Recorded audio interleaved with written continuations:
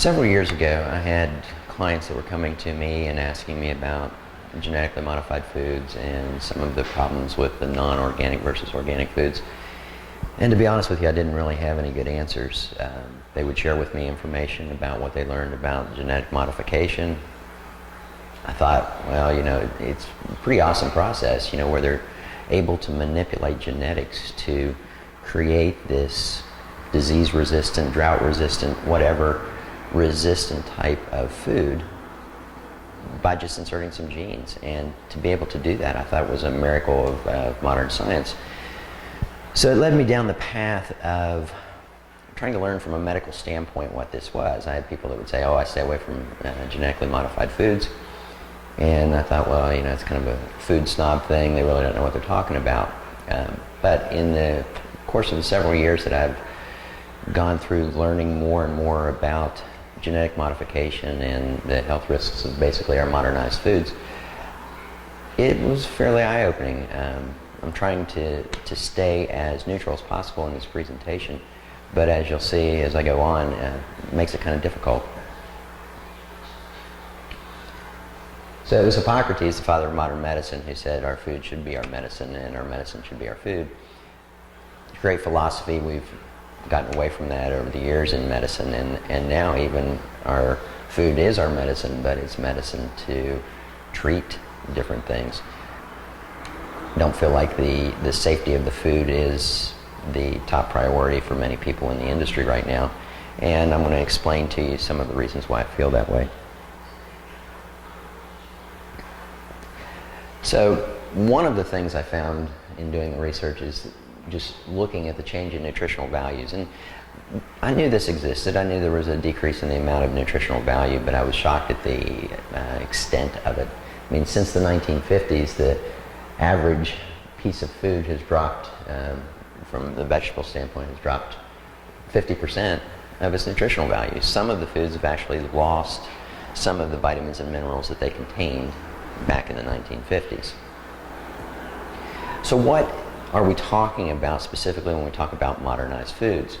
Well, modernized foods can come from natural selection, artificial selection, genetic modification, non-organic foods that are grown with herbicides and pesticides, processed foods, and proteins. And when I talk about proteins, I'm talking about feedlot cows, cage poultry, animal raised and modernized foods. So I'm going to talk to you about the first section here in part one, and later in part two you'll hear about more of the processed foods and the proteins.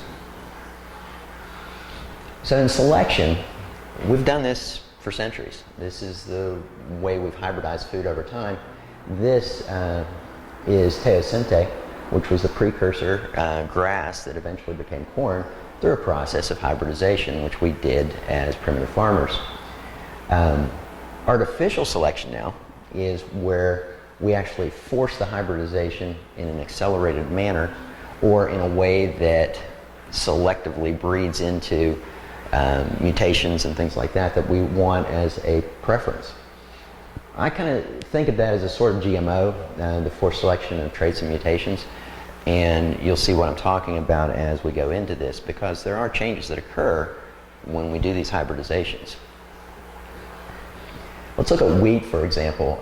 The primitive wheat, which was the einkorn wheat, 14 chromosome wheat, had a couple of gluten proteins, but not very many.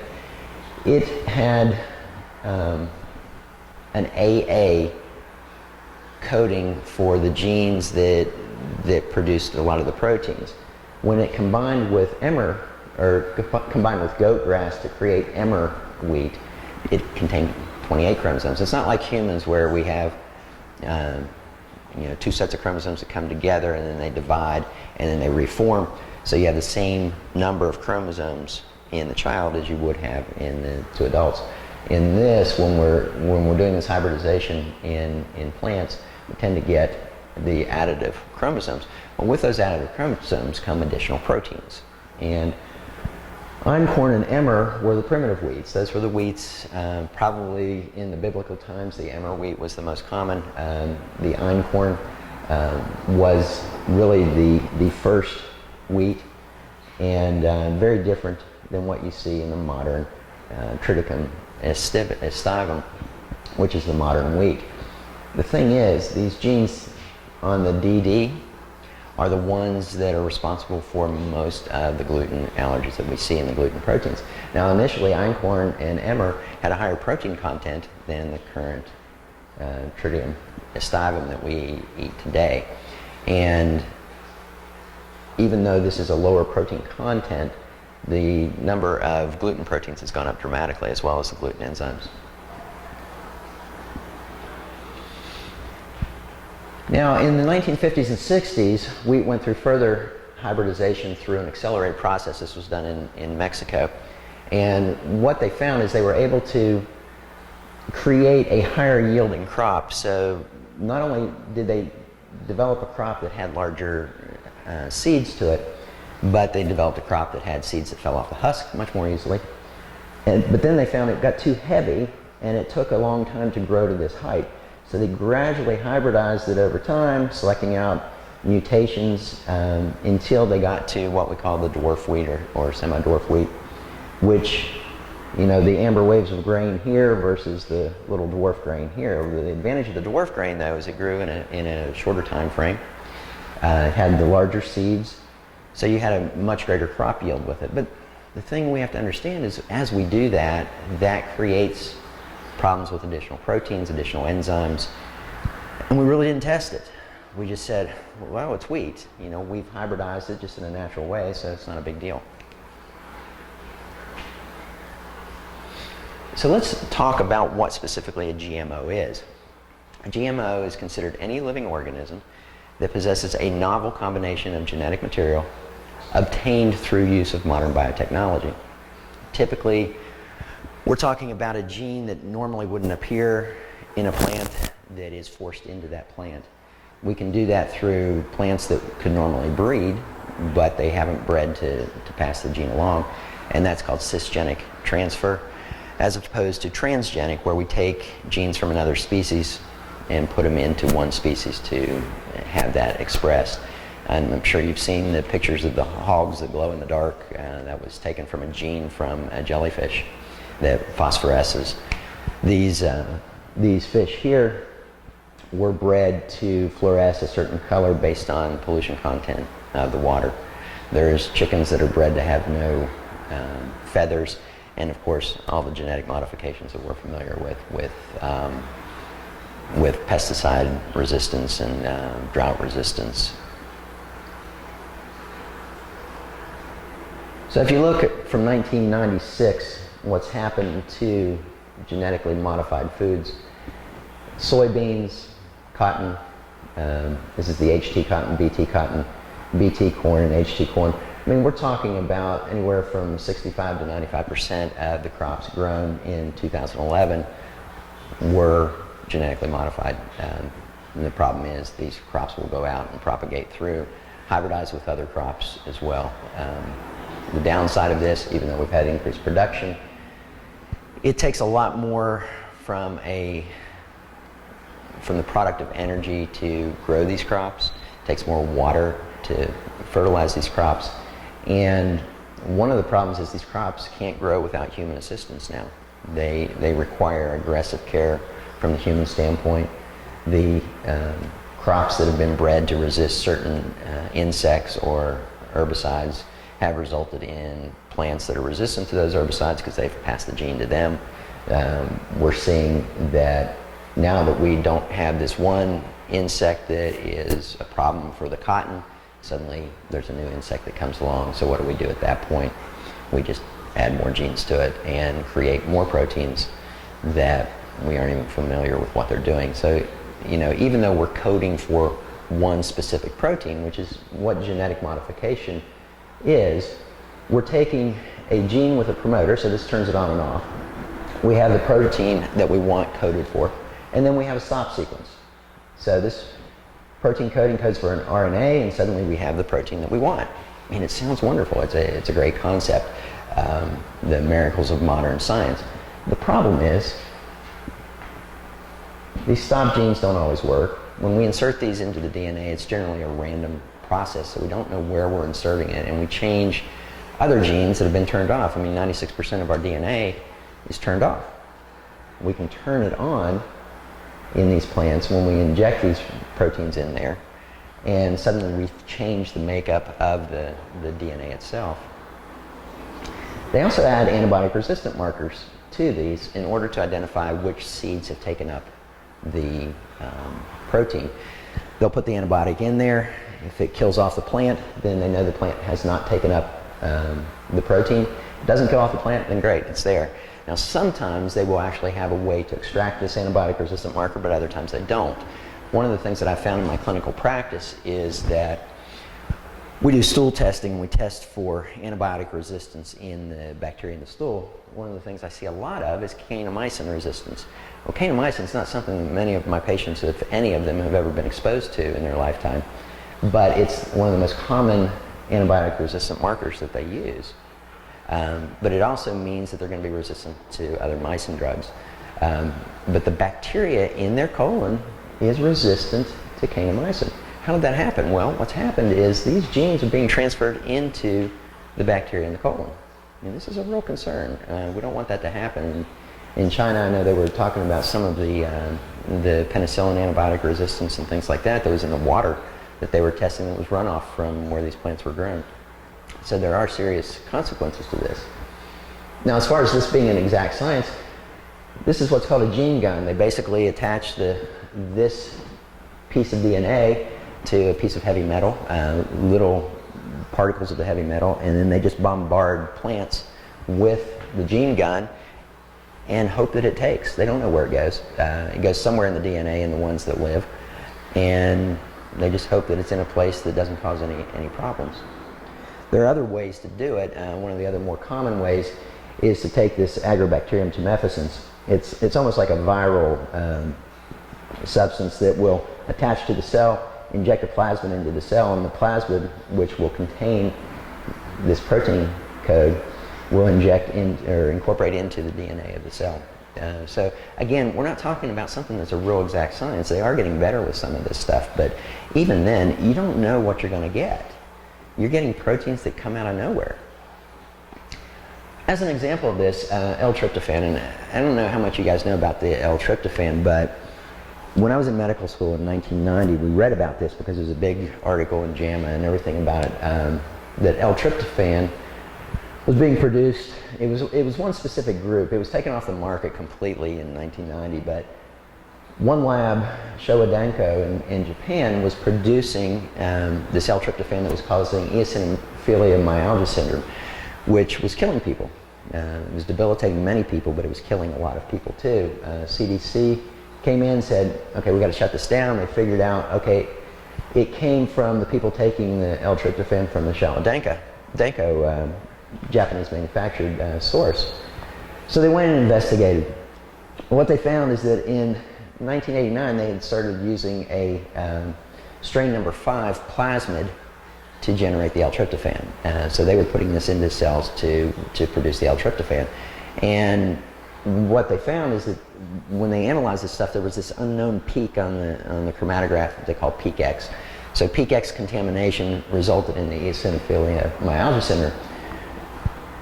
During the investigation, they kind of found that they said, okay, well, what happened was in 1989, not only did they put in this plasmid, but they also, a couple months later, they cut their carbon filtration, which is going to take out contaminants, in half of the substance that they were putting out there. This gave them the out. So they said, okay, well, it's because they weren't filtering it well enough. It wasn't the manufacturing process. Well, most people didn't know that this was a genetically modified substance. And in fact, what they looked at is they found there were multiple other cases prior to 1989 from people taking the Showa Danko Ltryptophan. And it turns out they've been doing this since 1984. This was their 5th strain. So what was happening is the strain was getting stronger and stronger with this protein that it was producing and creating this. Some people think that this is an alarmist approach or a conspiracy and all this. I've read the original report on the investigation onto this, and it seems pretty obvious to me. Some of the people promote the fact that they say, well, GMO foods and crops were on the verge of really exploding in the United States, so they kind of shoved it under the carpet, which, if you believe in conspiracies, then it's legitimate. If not, read the report. I'll have it posted on my Paleo Doc blog if you want to take a look at it. So what are the major issues that we're facing with these? Well, one is it's not a precise technique. It's very crude. It's random insertions. Epigenetics is the process of turning on genes that are basically turned off. And the problem is, once you turn on these genes, they can get passed on to subsequent generations. So if you have a child after activating one of these genes, that gene is going to be passed on to the child whether the child does anything or not. We're seeing this a lot with people are attributing facts of obesity, asthma, all of that with epigenetics. There's an increased energy consumption with these foods. They require much higher energy content. I mean, with all the pesticides and herbicides that we have to put on them, those are all dramatically increasing in the amount needed in order to treat these crops. Those are made from fossil fuels, so we're actually increasing energy consumption in order to create the same food, and we're also passing on possible antibiotic resistance. So genetically modified crops. First GM crop that was out there was the Flavor Saver tomato. Problem was rats refused to eat it. 7 of 40 rats died at 2 weeks, 35% developed stomach lesions. Now for me to say that this is essentially the same as a regular tomato with just some minor modifications, I mean, that seems pretty serious when I look at it. GM potatoes, rats developed precancerous cell growths in the intestine, decreased brain size, liver and testes. They had increased infection rates, blood sugars, and anemia. Another one, Liberty Link corn. The chickens died at 2 times the normal rate. Now, these things actually, some of these actually made it to the shelves initially, Flavor Saver tomato, but were eventually taken off. So let's talk about BT. There's BT corn and BT cotton. So what is BT? BT is the Bacillus thuringiensis. I'm not sure how to pronounce that, but it's a bacteria that produces a protein endotoxin. And what it's designed to do is to kill off Lepidoptera larvae, which are the kind of the caterpillars that are eating the corn and the cotton. And what's happening is they put this protein that codes, this protein endotoxin gene that codes for it, into the DNA of the corn and the cotton, so that the plant actually produces the insecticide. And it was really thought to be very specific for these crop pests, but the problem was, I mean, it's been shown to affect monarch butterflies as well. The pollen that can land on other plants and contaminate other plants, some people are attributing it to the loss of the bee population as well. And it was thought to be safe in humans, even if it was ingested, which we know that it is. They said that the proteins in the body, the proteinases, enzymes, would take out the toxin and get rid of it. But let's look at this. Several studies suggest otherwise. The CryAB1 toxin is toxic to human cell cultures, and that is the CryAB is the BT toxin. Intestinal disturbances occur as a result of this toxin. Liver, kidney, spleen, and pancreas toxicity in animal studies.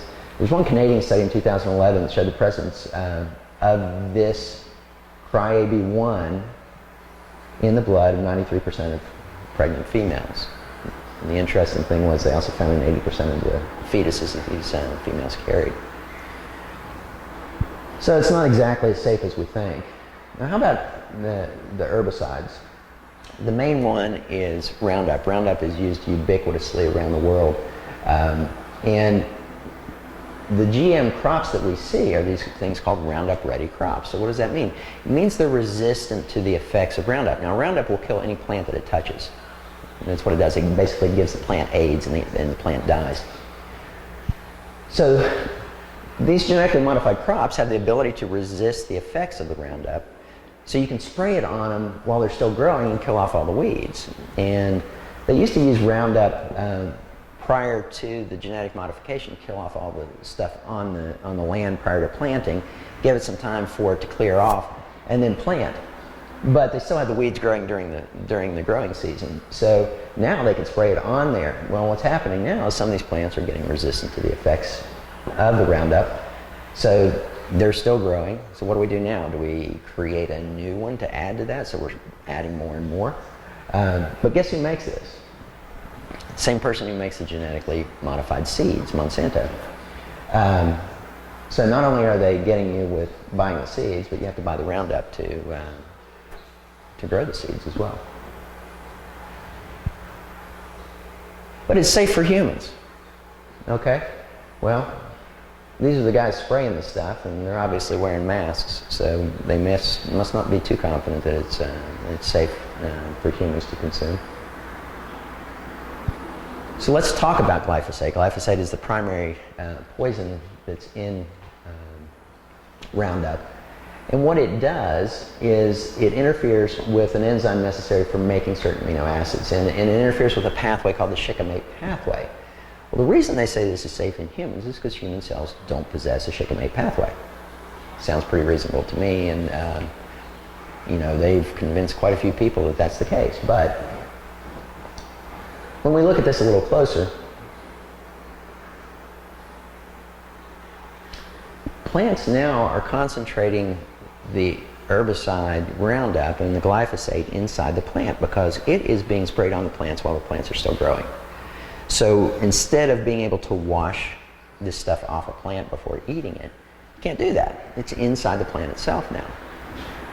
And some of our intestinal bacteria actually are using the shikimate pathway. They have that as part of their normal physiology.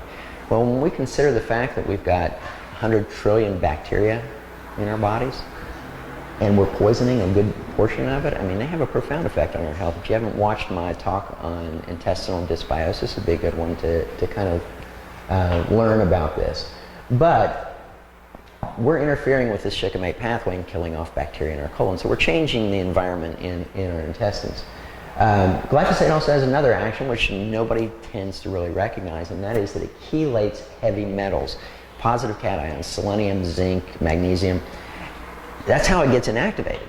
So these metals bind to it and it inactivates it, and then they go downstream with it. So, that's great. We can inactivate it with all this selenium, magnesium, and zinc, but then what's left for us? We're not absorbing any of this because we're eating all this food that's got this glyphosate in it, and suddenly we're seeing all of our selenium, zinc, and magnesium going out with the poop. Not necessarily a healthy thing, especially when you consider all the processes that those are involved in the body. One of the major ones is that selenium is involved with the conversion of T4 into T3 and the thyroid hormones in the liver. And I see a lot of patients now that come in with T3 deficiencies. They have normal TSHs, normal T4s, but they have no T3. We put them on some selenium and suddenly their T3 levels are coming up. But like I said, the plants are essentially given AIDS by the glyphosate and they die from the infection. And one of the common infections is this fusarium fungus. It's frequently found in the food and feedlots. And so animals are actually ingesting this. And in part 2 of this talk, we'll talk a little bit about what the consequences of that might be. European study of 18 countries found urinary glyphosate levels. Well, remember, the stuff isn't toxic to humans. It doesn't get into our blood. It's destroyed in the intestine. But sure enough, we're actually finding 44% of tested population in Europe had detectable levels in their urine. I mean, it was a really low level, but it was still present. And when we talk about levels, I mean, it doesn't take much to create toxicity in the human body. At 0.5 parts per million, you get human endocrine disruption. You get anti-androgenic effects, so the testosterone effect in the body is pretty significant. You get a disruption of the aromatase enzyme, which converts testosterone into estrogens, which can affect females pretty significantly. You have at 2.0, you get bone problems. At 5, you get DNA damage. 5 also yields placental and umbilical and embryo toxicities. The cells actually start to die at 10, total cell death at 10. And these are all based on multiple studies. So the current issues we're facing is now, because of all this resistance and everything, we're getting gene stacking, so they're putting multiple genes in there. Well, every time you put a gene in there, you're producing more and more different proteins that you don't even know what they do.